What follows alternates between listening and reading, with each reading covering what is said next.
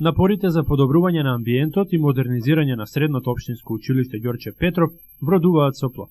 Одговорните во гимназијата од Крива Паланка вложуваат и можат да се пофалат дека нивниот труд, време и желба се прифатени одлично.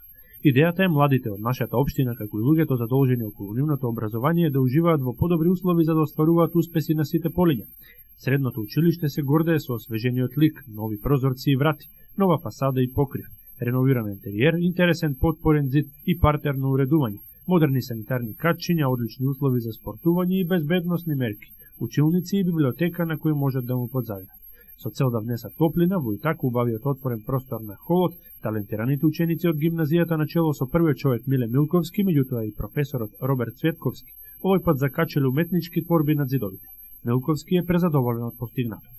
Јас имав идеја многу подамна да нашиот хол, односно внатрешноста на училиште да биде разубавено со ученичките трудови. И тука се разбира со нашиот ликовен педагог колегата Роберт Цветковски, најдовме едно заедничко разбирање, односно по негова идеја фактички тој избра поедини ликовни творби на нашите ученици кои се создадени во текот на минатата година, да те исти така нивни ликовни творби ги изложиме во нашиот ученички хол. Со тоа фактички го разубавивме нашиот ученички хол, а внесуваме на свежина, односно на убавина и се разбира дека тоа се допринесува за подобрувањето на амбиентот за работа во нашето училиште. Сигурно дека идејата заедно бевме со колегата Роби да тие бидат врамени, понатаму неговата идеја беше на каква подлога да бидат тие ставени ученички трудови, потоа тој избра и самата рамка и така да идејата може да речеме дека е заедничка со колегата Роби и ете направивме нешто убаво, што фактички доликува едно училиште, реномирано училиште, каде што се настојува да ученичките достигнувања на некој начин да бидат презентирани на пошироката јавност.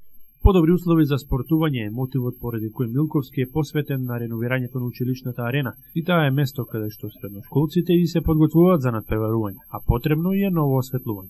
Во спортската сала се чувствуваше, како да речем, едно мало осветлувањето на просторот, односно ученичката сала е некаде со 270 квадратни метри. Нормално дека осветлувањето беше во незавидна положба и овие денови увидов, односно по препорака на колегите по спорт и спортски активности, дека осветлувањето не е доволно.